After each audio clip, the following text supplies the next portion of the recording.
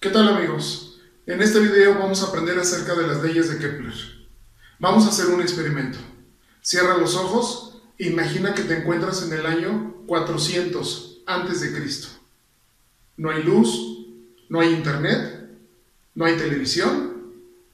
¿Qué es lo que perciben tus sentidos acerca del movimiento de la Tierra? ¿Logras sentir que la Tierra se mueve? Si te dijera que la Tierra se está moviendo en su propio eje a una velocidad de 1670 kilómetros por hora, ¿la sentimos? Y además estamos girando alrededor del Sol en promedio en 107,000 kilómetros por hora. ¿Verdad que no se percibe? Bueno, Aristóteles, que vivió allá cerca del año 400 a.C., formuló las primeras teorías acerca del movimiento de la Tierra y de los planetas, teorías y estudios que perduraron más de 2000 años, porque las personas como tú y como yo no podíamos percibir el movimiento de la Tierra. Aún así, en nuestros días, con todos los estudios y los avances tecnológicos que tenemos, hay gente que no lo cree y formulan unas teorías extrañas acerca de la Tierra. Todavía piensan que la Tierra es plana y que no se mueve. Estudiosos como Aristóteles, Claudio Ptolomeo, Nicolás Copérnico, Tycho Brahe y por supuesto Johannes Kepler nos dieron a entender cómo funciona nuestro sistema solar, cómo se mueven todos los planetas y lo que culminó en las 3 leyes de Kepler. Este astrónomo alemán que formuló 3 leyes que se utilizan hoy en nuestros días, aún por nuestros astrónomos. Y lo que es digno de aplaudirle a Johannes Kepler es que estos estudios los hizo aún cuando no se inventaba el telescopio. Esto y más es lo que vas a descubrir en este video. Comenzamos. La física está en todo lo que nos rodea. Es la naturaleza.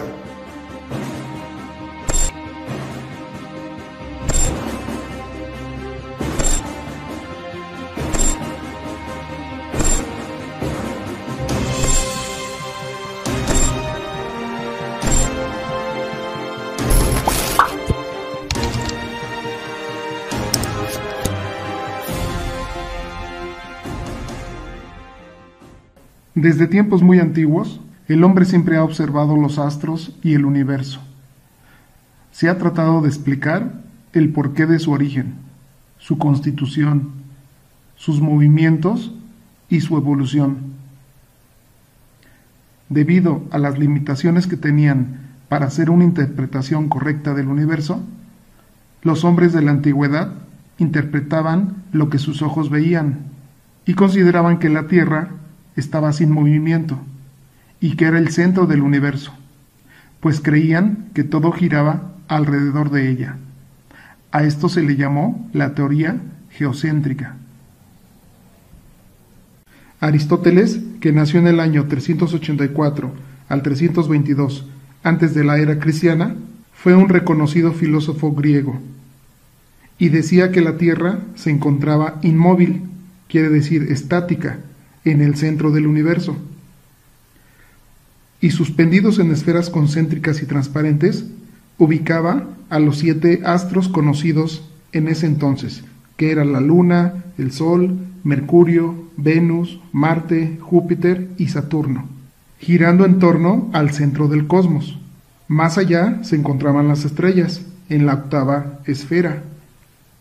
Aristóteles también decía y afirmaba que en la Tierra todo estaba formado por cantidades diferentes de 4 elementos comunes, que era la tierra, el aire, el agua y el fuego. Los objetos terrenales decaían o se descomponían con el tiempo. Y decía que esto no sucedía en la Luna. En esta región todo era eterno, inmutable, y decía que era incorruptible. Allá en la Luna los cuerpos estaban formados por el 5º elemento, que era el éter, que era todo perfección. Y en la Tierra, según Aristóteles, los objetos caían por sí mismos. Este era su movimiento natural. Como cada objeto tenía su lugar en el universo, se movían para llegar a él. y las leyes que regían a los objetos de la Tierra no se podían aplicar en los cuerpos celestes, quienes seguían leyes especiales, ya que estaban hechos de diferente manera. Como ves, son ideas muy extrañas para hoy en nuestros días, pero estas ideas tienen su origen en el sentido común, en la observación de lo que observamos día con día, y son acordes con experiencias cercanas y compartidas por todos nosotros. De hecho, en la vida cotidiana no podemos sentir que la Tierra se está moviendo y que estamos girando en torno al Sol. Y aún así parece increíble que estas ideas persistieron durante casi 2000 años.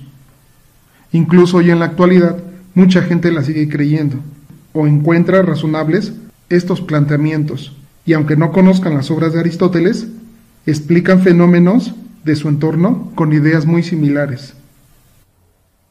Ya para el año 125 a.C., nace un griego llamado Hiparco, conocido como Hiparco de Nicea o Hiparco de Rodas. Fue un astrónomo, geógrafo y matemático griego. Entre sus aportaciones destaca el primer catálogo de estrellas, la división del día en 24 horas de igual duración, el descubrimiento de la precesión de los equinoccios. Quiere decir que descubre cómo cambia lento y gradualmente la orientación del eje de la rotación de la Tierra. También logra medir con mucha precisión la distancia que hay entre la Tierra y la Luna. A él le debemos la invención de la trigonometría, por lo cual es considerado el padre de la trigonometría y de los conceptos de longitud y latitud geográficas. Elaboró el primer catálogo de estrellas que contenía la posición de coordenadas eclípticas de 850 estrellas. Con el propósito de elaborar dicho catálogo, Hiparco inventó instrumentos, especialmente un teodolito. Es un instrumento de medición mecánico óptico que se utiliza para obtener ángulos verticales y horizontales, y en la mayoría de los casos para indicar posiciones y magnitudes de forma que fuese fácil descubrir si las estrellas morían o nacían, si se movían o aumentaban o disminuían de brillo. Además clasificó las estrellas según su grado de brillo. En el siglo II después de Cristo nace un señor llamado Claudio Ptolomeo. Fue geógrafo y astrónomo griego. Y basándose en las enseñanzas equivocadas de Hiparco, proponía sus teorías considerando a la Tierra inmóvil y plana. En ellas suponía a los planetas girando alrededor de la Tierra, describiendo trayectorias circulares. Fue considerado un gran sabio. Sus ideas perduraron más de 1300 años. Ya para el año 1543 nace un matemático y astrónomo polaco que se llamó Nicolás Copérnico. Publica una obra que trata de un complejo tratado matemático, en el que propone la hipótesis de que la Tierra gira alrededor del Sol, en una órbita circular, y los planetas giran también en torno al Sol, cercano al cual se encuentra el centro del universo. Y para esa época, quitar a la Tierra del centro y señalar que ésta se movía era un gran desafío a las ideas de la Iglesia. Por ello fue descalificado y señalado como un astrólogo que tenía ideas que no eran acordes a su capacidad, y estas ideas deberían de ser rechazadas. Sin embargo, tenían el atractivo estético de que numerosos aspectos cualitativos del movimiento de los planetas parecían más simples vistos desde una Tierra en movimiento alrededor del Sol. Copérnico no tuvo conflicto directo con la Iglesia, porque murió al publicarse su obra. Ya con el tiempo, la propuesta de Copérnico se volvió más atractiva, en especial para las nuevas generaciones, con menos prejuicios. Sin embargo, en épocas de hostilidad hacia la doctrina copernicana, sus seguidores sufrieron persecución religiosa. Giordano Bruno, quien señaló abiertamente que el sistema de Copérnico no era una ficción o una hipótesis, sino que era real, fue quemado en la hoguera por la Inquisición italiana en el año 1600. El examen de los planetas y el registro de sus posiciones fue un tema que interesó a varios. En Dinamarca, Tycho Brahe, que nace en 1546 y muere en 1601, contemporáneo de Giordano Bruno, hizo una notable cantidad de observaciones y registros. Brahe es considerado el astrónomo, a simple vista, más distinguido de todos los tiempos, porque algunos años después de su muerte se inventó el telescopio. Desarrolló un esquema cosmológico en el que la Tierra se encuentra en el centro del universo, y en torno a ella gira la Luna y el Sol, alrededor del cual orbitan los planetas. La mejor contribución de Tycho Brahe fue la colección precisa y extensa de datos planetarios que dejó al alcance de su discípulo, un joven llamado Johannes Kepler. Con ella se abrió el camino para la descripción y el modelo del movimiento planetario aceptado en la actualidad. La relación entre Johannes Kepler y Tycho Brahe duró aproximadamente 2 años. Cuando Brahe muere, Kepler hereda el inapreciable tesoro de sus registros. Con su orientación copernicana, no cuestionó la ubicación de la Tierra y de los planetas respecto al Sol. Su atención se centró en la forma de las órbitas, que describían en sus características.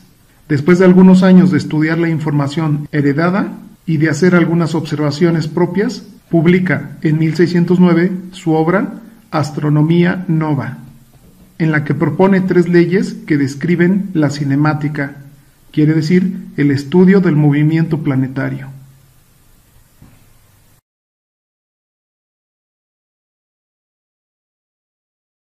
Primera ley de Kepler. Kepler determinó que la Tierra no se movía de manera uniforme alrededor del Sol. Su rapidez cambiaba. Como su movimiento no era uniforme, su órbita no debía ser circular.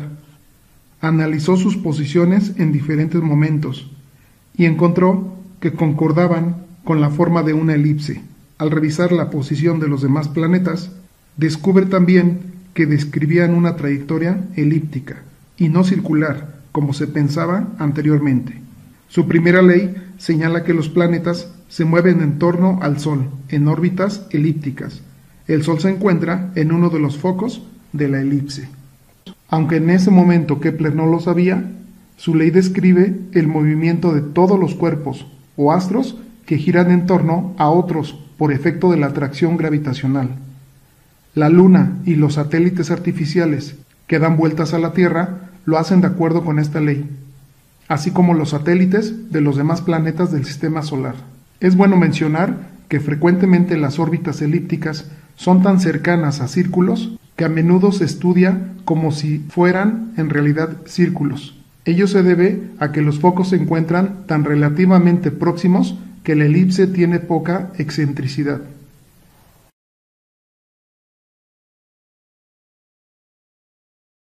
Segunda ley de Kepler.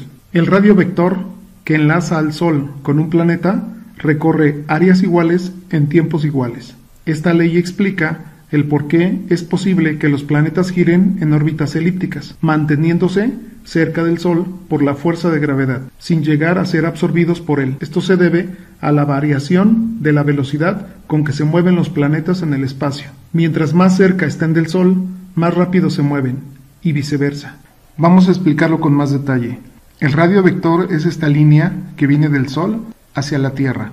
Por supuesto, es imaginaria, o hacia cualquier planeta o cuerpo celeste. Cuando se mueve a otra posición, volvemos a trazar otro radio. Iluminamos este espacio, en este caso de rojo, y esta será el área que barre, en este caso la Tierra, en un determinado tiempo. Por ejemplo, pongámosle 20 días. Entonces, en 20 días, dibuja, por así decirlo, esta figura. En otro momento, trazamos otro radio vector, contamos otra vez los 20 días y trazamos otro radio vector. Y volvemos a dibujar este espacio. Esta será otra área, y así continuamente. Observa cómo el planeta, conforme se acerca al Sol, va más rápido, y vamos trazando radios vectores y vamos dibujando esa área. Entonces el área 1 va a ser igual al área 2, va a ser igual al área 3 y va a ser igual al área 4. Aunque pareciera que el área 4 es más grande que el área 1, pero no. Kepler descubrió que estas áreas son iguales, y el tiempo que tarda en recorrer estas áreas es el mismo.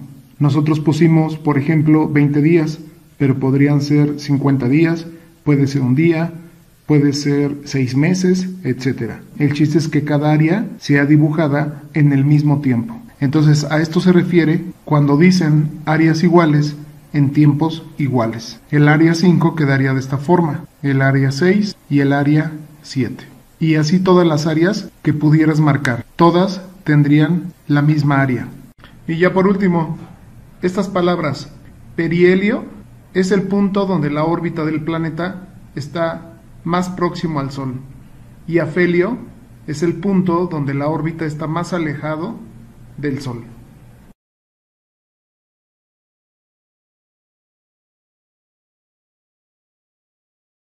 La idea de un universo que se mueve con ritmos matemáticos, con base en patrones armónicos de los números y la geometría, motivaron a Kepler a buscar con más empeño la relación entre el periodo orbital de un planeta con su distancia media al Sol. Se consideró que los planetas se mueven alrededor del Sol en un movimiento circular uniforme, porque la excentricidad de la órbita de los planetas es mínima y se encuentra siempre a la misma distancia del Sol, y por tanto su velocidad se puede considerar constante. Finalmente, para 1618, mediante ensayo y error, inspiración y mucho trabajo, lo encontró.